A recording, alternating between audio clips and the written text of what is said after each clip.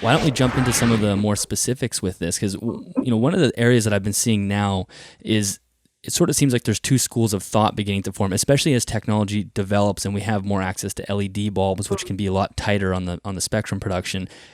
I see one school Yeah. of thought that says we should try to strive to provide the full solar spectrum as much as Hmm. we can, as much as the bulbs make it possible. And then there's another school of thought that seems like we can use tighter bandwidths to provide the bands that we think are beneficial. So, a tight band for UVB or for D3 synthesis and whatever, basically picking and choosing wavelengths of energy for the animal. We don't have to have the full spectrum. We can just have this sort of patches of it. Yeah. So I was curious what your thoughts on there, if you've noticed that as well, and where do you sit on that Yes. school of Yes. thoughts? Yes. Definitely. I think it's a really good question because people often tackle me on very specific issues. They're nearly always related to just one tiny part of the sun spectrum, like the exact wavelengths involved in vitamin D synthesis or the exact wavelengths that cue the brain about day length. And that's, I think, because as human beings, really, we're very good at putting things into categories and getting very specific. So we get, this is what causes that, or we need this to get that. And we divide everything up. So we say this is blue and that is green. He is Welsh, I'm English.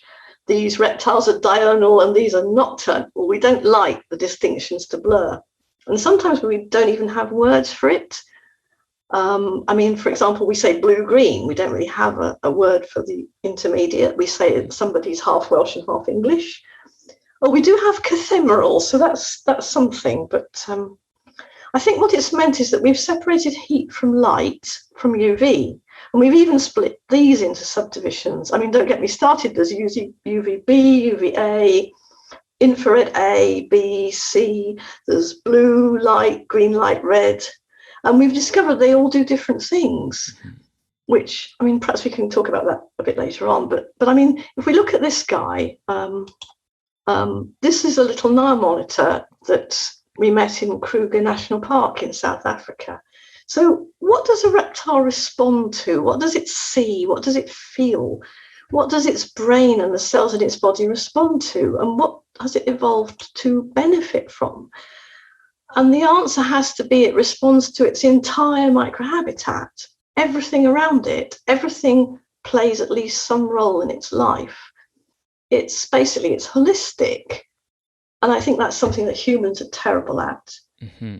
So it's responding to the whole of the sun spectrum from UVB to infrared B in its natural proportions and amounts in the place where it evolved. So the lizard, the turtle, the snake, it's not splitting up light from heat or UV from light because sunlight's providing all those things together in proportion with each other.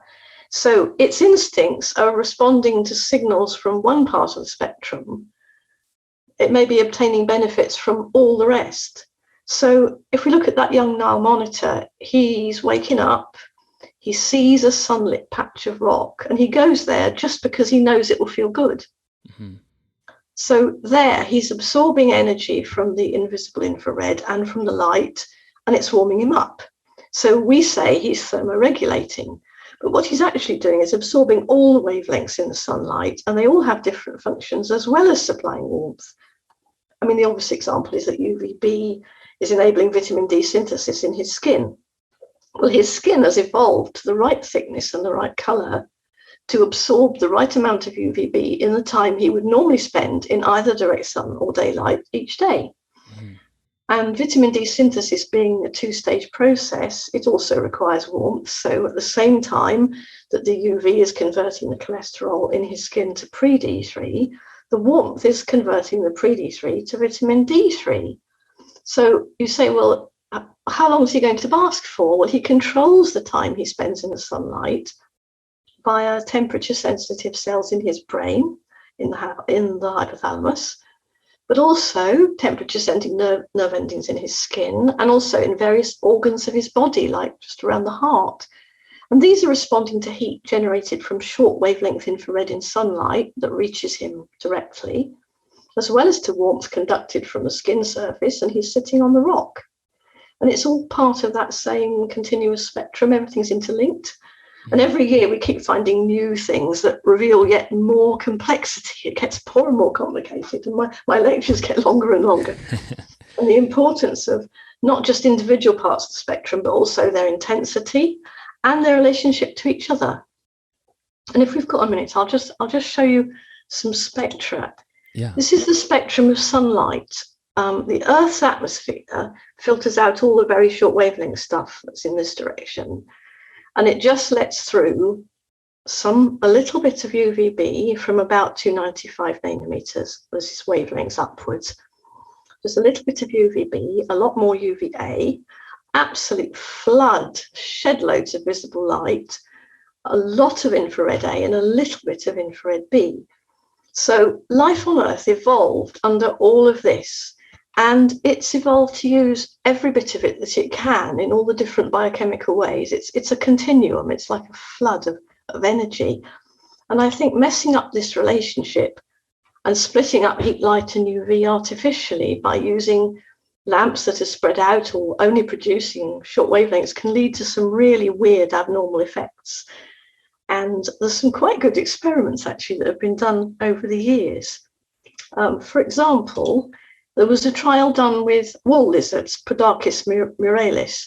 What they did was they warmed the floor of a cage to a set temperature, and then they shone a narrow beam of light onto one area, one little sort of circle. They filtered it to remove the infrared wavelengths, so it wasn't strong enough to cause any detectable change in the surface temperature in that little circle. And they found that the lizards positioned themselves really accurately with their backs under the center of the beam, although it was no warmer there than anywhere else. Now, Ron Murin has just done some trials with collared lizards, and he's found something very similar. And if you go to his link on the Reptile Lighting Forum, you can watch this little video. And what he did was he tried 3 different basking areas, and he had the same UV for all of them. And he had all the basking surface temperatures, which was there, and there, exactly the same at 32 degrees. And in one, he had a DHP, a deep heat projector. In one, he had a halogen, and in one, he had an LED. And he time-lapsed them and measured how much time they spent. And you can just about see on here, you've got the collared lizards tending to go to the LED or the halogen, and mostly the LED.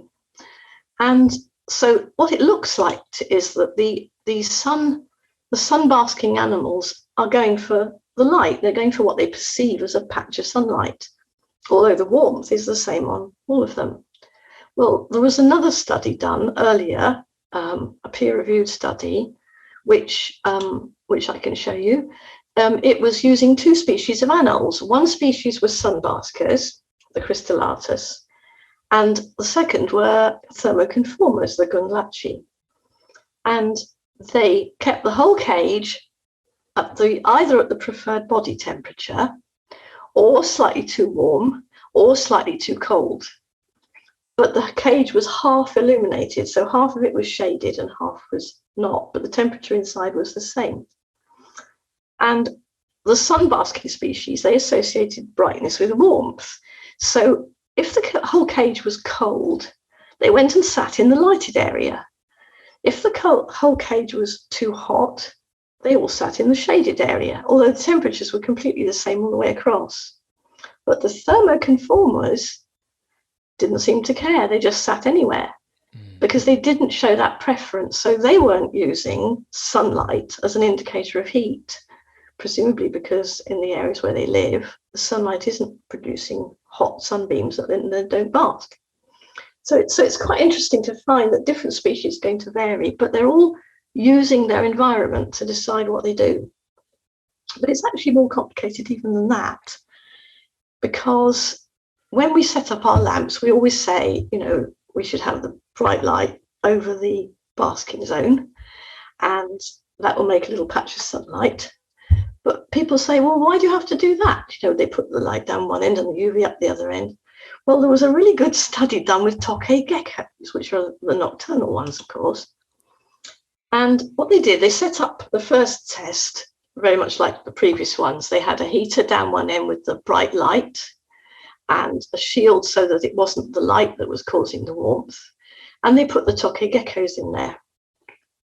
And they found that over 24 hours, with the light going on and then going off again, the geckos had a kind of a circadian rhythm in preferred body temperature. So they would change their body temperature day and night.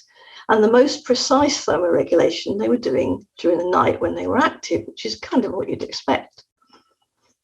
But when the bright light was positioned over the wrong end, over the cold end, which is a very odd place for the light to be, what happened then was that the geckos lowered their body temperature altogether and they lost the circadian rhythm. Mm-hmm. They also thermoregulated less precisely at night. So it was almost as if they were sensing there was no warmth in the sun anymore, and that was changing the way they thermoregulated.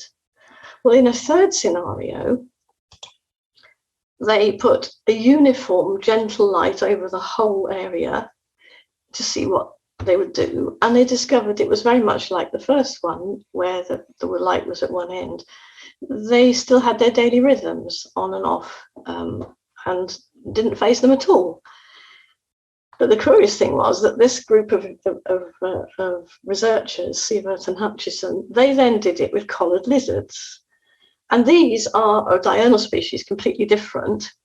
And they found that they lost their natural rhythmic swings when the uniform lighting they were given. There wasn't any basking lamp. There was no sun patch. Wow. So what does that tell us about our vivarium lighting and how important it is to get it right, to recreate the natural situation for the animal as best we can?